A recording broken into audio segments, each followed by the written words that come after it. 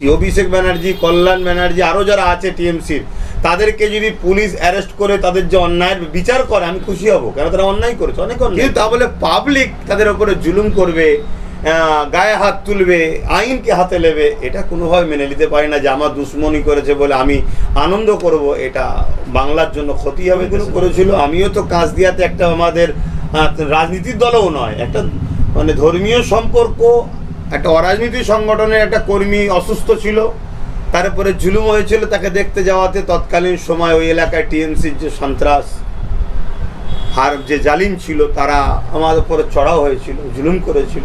এটা বাংলার আইন শৃঙ্খলালে প্রশ্ন উঠছে, কেননা ডিম ছুঁড়ে মেরেছে, যেটা পাশাপাশি তার শুনলাম শারীরিকভাবে তার গায়েও হাত দিয়েছে, জামা কাপড়ে ছুঁড়ে দিয়েছে। দেখুন, মানুষ মুখে কিছু কথা বলে, চোর বলে, এটা বলে, ওটা বলে, সেটাকে তো রোকা সম্ভব নয়। কিন্তু এই যে মানুষের গায়ে হাত তোলা, তাকে আক্রমণ করা, এটা আইন নিয়ে, নিরাপত্তা নিয়ে, প্রশাসনিক বা সরকারের যে নিরাপত্তা নিয়ে কিন্তু প্রশ্ন উঠছে। আমরা বিগত দিনে দেখেছি টিএমসি যখন গভর্নমেন্টে ছিল, অনেক দলীয় নেতার জন্য তার দলের কর্মীরা যখন গেছে তাদের উপরও হ্যারাসমেন্ট হতে হয়েছে, নওশাদ সিদ্দিকীর ওপরও বিভিন্ন জায়গায় হয়েছে, কলিকাতায় যেভাবে তাকে অত্যাচার করা হয়েছে। আমরা দিদিমুদিকে এই বারবার এক বলি এই কারণেই তো, আইন ব্যবস্থাকে বিগত সরকার ধ্বংসের দিকে ঠেলে দিয়েছিল, যেটুকু যা রেখেছিল বিজেপি সরকার এসে শুরুতেই সেটাকে আরও ধ্বংস করে দিল। না হয় একটা সংসদ, অভিষেকটা কি বর্তমান একজন এমপি, এবং আজকে গতকালকে কল্যাণ ব্যানার্জির উপরে হলো, সে কে একটা এমপি, তাহলে সে কোন দলের আমি জানি না, কিন্তু কথা হচ্ছে, মানে জানি না বলতে আমার দেখার দরকার নেই, কিন্তু কথা হচ্ছে আজকে বিজেপি আসার সাথে সাথে যেটুকু যা ছিল সেটাও আরও ধ্বংস হয়ে গেল। তাহলে আজকে যেটা এমপিদের ওপরে পাবলিক হাত তোলে, তাহলে সাধারণ মানুষ নিরাপত্তা কোথায় বাংলায়? এটা প্রশ্নচিহ্ন যে প্রশাসন ব্যবস্থা, আইন ব্যবস্থা বাংলায় বিগত সরকার ধ্বংস তো করেছে, সরকার এসে যেটুকু যা ছিল আরো ধ্বংস করে দিল। এই যে অভিষেকের নিরাপত্তা তুলে নেওয়া হলো, আস্তে আস্তে তার জনপ্রিয়তা কম ছিল, এই যে হঠাৎ করে ফের আক্রমণ, ফের জনপ্রিয়তা বেড়ে গেল, কোথায় সেটিং এর ব্যাপার দেখছে? সেটিং হতে পারে, কেন রাজনীতিতে তো অনেক অঙ্ক চলে, কিন্তু আমি মনে করি বাস্তব যেটা দেখছি এটা একটা প্রশ্নচিহ্ন। রাজ্য যে বর্তমান সরকার বিজেপির পক্ষ থেকে শুভেন্দু অধিকারী, তাকে একটা প্রশ্নচিহ্নের মুখে পড়তে হলো যে তুমি আসার সাথে সাথেই বাংলার আইন ব্যবস্থা একেবারে তলানিতে, যে একটা এমপি নিরাপদ নয়। এবার তাদের দুজনের মধ্যে কি সেটিং, সেটা আমরা তো জানি সেটিং, সেটা এর মধ্যে কি সেটিংয়ে রয়েছে সেটা তারা দুজনই বলতে পারবে। কিন্তু আপনাদের তো পুরনো ভিডিও ভাইরাল হচ্ছে, আপনারা দেখতে পাচ্ছি যে অনেক রকম ভিডিও পুরনো কাটিং করে ছাড়া হচ্ছে। হ্যাঁ, আমাদের ওপরে টিএমসি সরকার যে জুলুমগুলো করেছিল, আমিও তো কাজদিয়াতে একটা আমাদের রাজনীতির দলও নয়, একটা মানে ধর্মীয় সম্পর্ক, একটা অরাজনীতি সংগঠনের একটা কর্মী অসুস্থ ছিল, তারপরে জুলুম হয়েছিল, তাকে দেখতে যাওয়াতে তৎকালীন সময় ওই এলাকায় টিএমসির যে সন্ত্রাস আর যে জালিম ছিল তারা আমাদের উপরে চড়াও হয়েছিল, জুলুম করেছিল। দেখছি এটা বাংলার জন্য খুব খারাপ, এরকম আইন ব্যবস্থা হওয়া উচিত নয়। এই জন্যই বলছি তো, বিগত সরকার, টিএমসি সরকার আইন ব্যবস্থাকে ধ্বংস করেছে, কিন্তু যেটুকু যা ছিল কমসে কম এমপিদের ওপরে এরকম হতো না, এই সরকার এসে সেটা হচ্ছে। এদের দুজনের যে একই রোডে চলছে, আর এদের দুজনের একটাই মালিক আরএসএস, সে একই হাওয়া চলছে। অভিষেক ব্যানার্জি বলেছিল যে নওশাদ কেন্দ্রের নিরাপত্তা নিয়ে ঘরে, নিরাপত্তা ছেড়ে দিয়ে ঘুরুক, আর নিরাপত্তা অভিষেকের উঠে যেতে এ ধরনের একটা হামলা হলো। অ্যাকচুয়ালি কথা হচ্ছে একটা বাচ্চা ছেলের মতো কথা, মূর্খর মতো কথা। আমি প্রায় বলেছি, প্রশাসন কেন্দ্র হয় না, রাজ্যেরও হয় না, প্রশাসন দেশের পাবলিকের ট্যাক্সের টাকায় হয়। নওশাদ যখন রাজ্য সরকারের কাছে চাইলো, দিল না, তখন কেন্দ্র সরকার দিল না, তখন হাইকোর্ট তাদেরকে দিয়েছে। কি দেশের সম্পদ দিয়েছে, দেশের যে অর্থ থেকে আমাদের ট্যাক্সের পয়সা যারা মাইনে পায় তাদেরকে গার্ড হিসাবে, নিরাপদ দেহরক্ষী দিয়েছে। এটা হচ্ছে বিষয়। দ্বিতীয় নম্বর কথা, আজকে অভিষেক ব্যানার্জির গার্ড তুলে নিয়েছে। এই অভিষেক ব্যানার্জি যখন বিগত দিন দিল্লি থেকে তার বাসভবন হোক বা পার্লামেন্টে যায়, সে তো কেন্দ্র সরকারের, দিল্লি সরকার তো বিজেপি, তাদের তো প্রশাসন লেখরে। এবং বিগত দিন জিতার পরে আজ পর্যন্ত যতজন প্রশাসন ছিল সেও তো বিজেপি সরকারের। এগুলো বাচ্চার মতো কথা। আর দ্বিতীয় নম্বর কথা, তার গার্ডকে তুলে নিয়েছে। দেখুন ওদের মধ্যে ব্যক্তিগত আকসাক্ষি চলছে না হিরো বানাবার প্ল্যান চলছে, সেটা আরও কিছুদিন গেলে ফিকে হবে। তবে আমি এতটুকু জানি, অভিষেক আর শুভেন্দু দুজনের মধ্যে একটা লবি আছে। কেন? শুভেন্দু টিএমসি দলটার জন্য যা করেছে, এটা আরও 10 জনের মধ্যে মানে অন্য কেউ অন্যতম একজন টিএমসির জন্য অনেক কিছু করেছে। কিন্তু অভিষেক হঠাৎ করে এসে বসাতে শুভেন্দুর এখানে আস্তে আস্তে পাতা মমতা ব্যানার্জি গুরুত্ব দিচ্ছে না। এই যে একটা রাগ আকসাক্স, আজকে ক্ষমতা এসছে সে রাগ মিটাচ্ছে, কিন্তু আমার মনে হয় না যে সেও একজন আইনের লোক। আর আপনি বাংলার সর্বোচ্চ পদে এখন বসেছেন শুভেন্দু অধিকারী, তার দুজনের এই আকসাক্ষিতে পাবলিক আইনকে হাতে তুলে নিয়ে এরকম বাংলা যেন না করে ওঠে, তাহলে সেটা অনেক ভয়ানক জায়গা চলে যাবে। 24 ঘন্টার মধ্যে আপনার কেন্দ্রের সাংসদ, আপনারও সাংসদ, তিনিও আক্রান্ত হলেন। আমি তো সেটাই বলছি, আইন ব্যবস্থা ধ্বংসের দিকে। বিজেপি শাসিত এলাকাগুলো অন্যান্য জায়গাতে এরকম ব্যবস্থা হয়ে আছে, আইন ব্যবস্থা নাই, মানুষের হাতে রাজ চলে গেছে, মানুষ এখন সন্ত্রাসী গুন্ডাগিরি শুরু করেছে।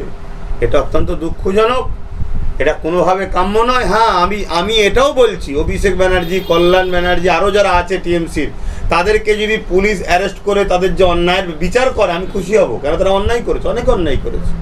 কিন্তু তা বলে পাবলিক তাদের ওপরে জুলুম করবে, গায়ে হাত তুলবে, আইনকে হাতে নেবে, এটা কোনোভাবে মেনে নিতে পারি না। যে আমার দুশ্মনী করেছে বলে আমি আনন্দ করব, এটা বাংলার জন্য ক্ষতি হবে, দেশের জন্য ক্ষতি হবে। শ্রমিক ভট্টাচার্য প্রশ্ন করছে যে এটা মানে অভিষেক ও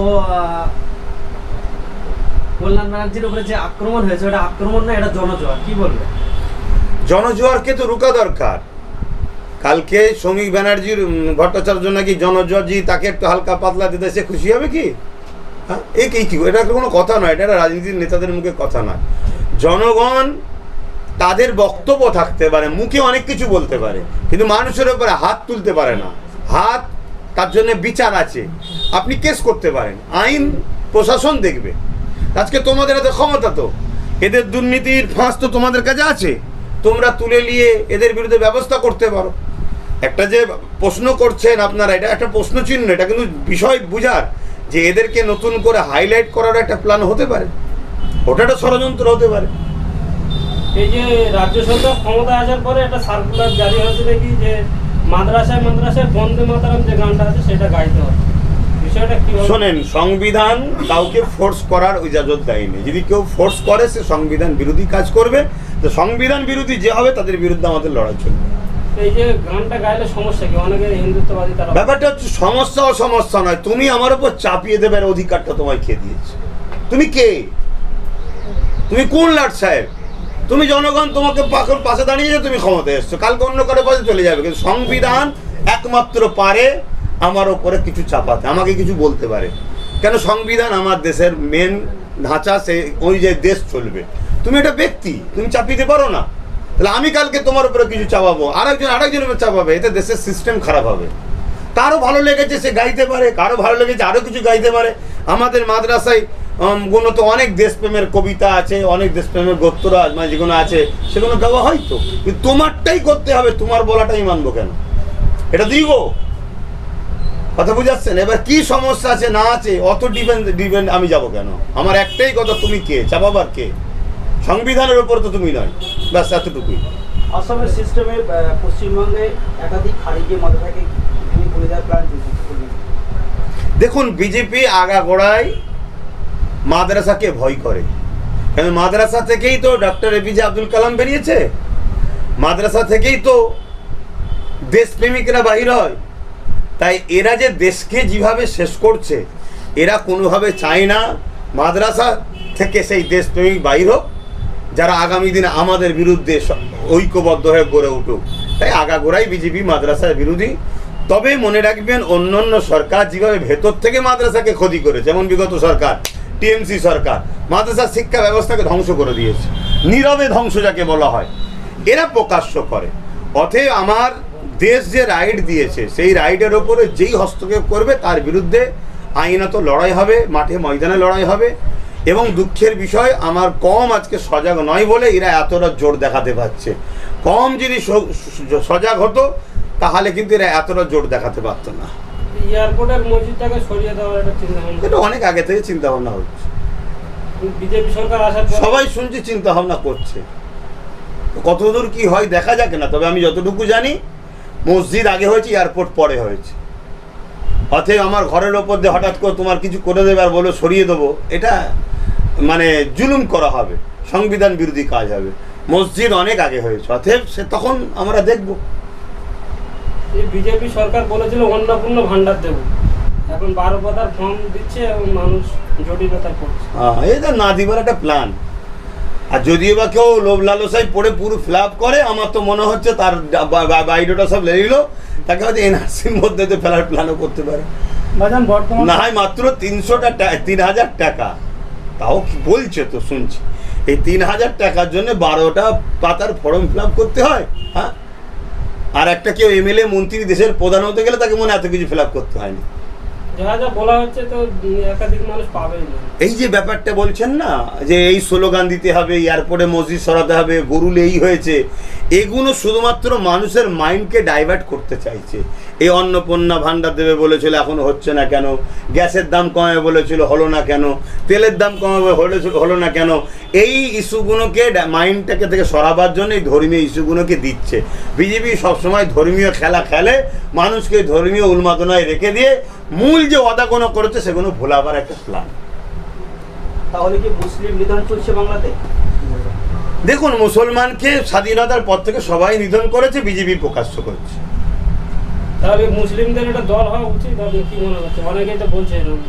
না, মুসলিমদের দল রাজনীতির দল হওয়া উচিত, সেটা মুসলিম নয়, সর্বধর্মের মানুষের সমান অধিকার নিয়ে একটা ফন্ড হওয়া দরকার।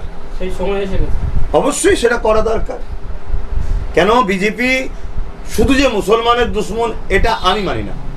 বিজেপি যতটা মুসলমানের দুশ্মন ততটাই এসসি এসটিদের দুশ্মন। আজকে মণিপুরে কি হচ্ছে, আজকে উত্তরপ্রদেশে একটা ঘোড়ায় পিঠে চেপে বিয়ে করতে গেছে, একটা দলিত সম্প্রদায় বলে তাকে পিটিয়েছে। আজকে কোনো পাত্রে হাত দিয়েছে বলে অছুত বলে তাকে পিটিয়েছে।